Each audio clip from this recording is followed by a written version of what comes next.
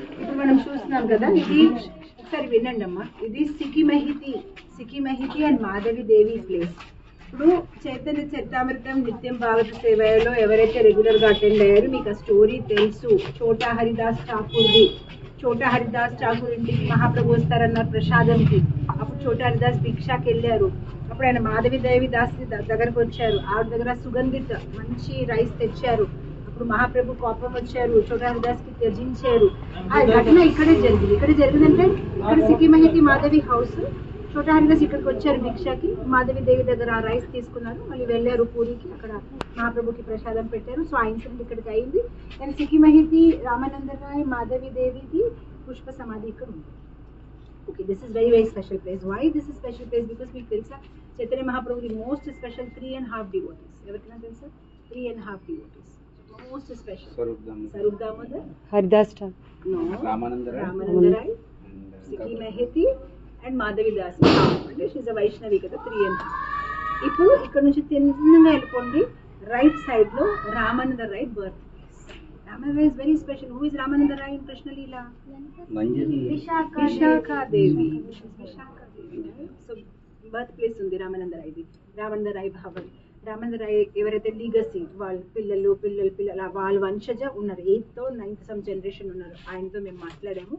And అక్కడ విగ్రహాలు కూడా ఉన్నాయి రామానంద రాయ్ చైతన్య మహాప్రభు. బికాస్ 15 days ఎప్పుడైతే ఇక్కడ అనవసర పీరియడ్ ఉంది పూరిలో, మహాప్రభు ఇక్కడే ఉన్నారు 15 days. ఈ ప్లేస్ లో ఉన్నారు. ఇక్కడ నుంచి అలర్నాథ్ దర్శనం చేసేవారు. ఈ అరేంజ్మెంట్స్ అంతా రామానంద రాయ్ చేశారు.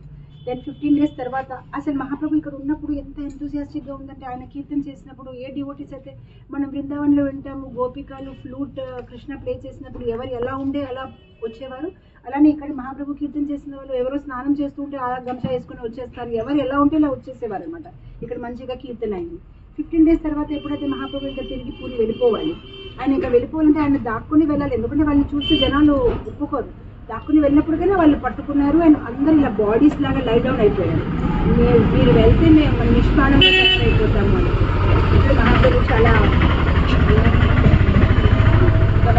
బతమాలకి ఇక్కడ నుంచి ఆయన వెళ్ళారు. మీరు ఇంకా కొంచెం ముందుకెళ్ళినప్పటికీ అది రామానంద రాయ్ హౌస్. చాలా బ్యూటిఫుల్ ప్లేస్. రామానంద రాయ్ చైతన్య మహాప్రభు మాట్లాడిస్తే మనకి కొవ్వూరులో ఎలా ఉంది, అలా ఇక్కడ కూడా వాళ్ళు చేసిన సంభాషణకి ఒక ప్లేస్ తయారు చేశారు.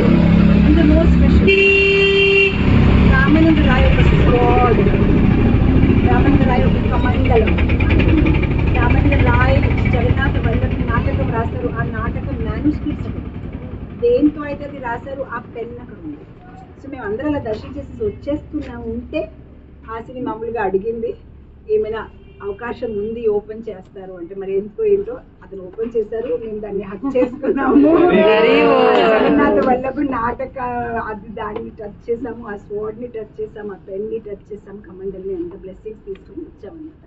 సో ఇంకంతే అదంతా చేస్తుంటే మీ అందరినీ నేను మిస్ చేసి, వీళ్ళు మిస్ అయిపోతారే, నీకు ఎలాగైనా చెప్పిద్దాం వీళ్ళని అని.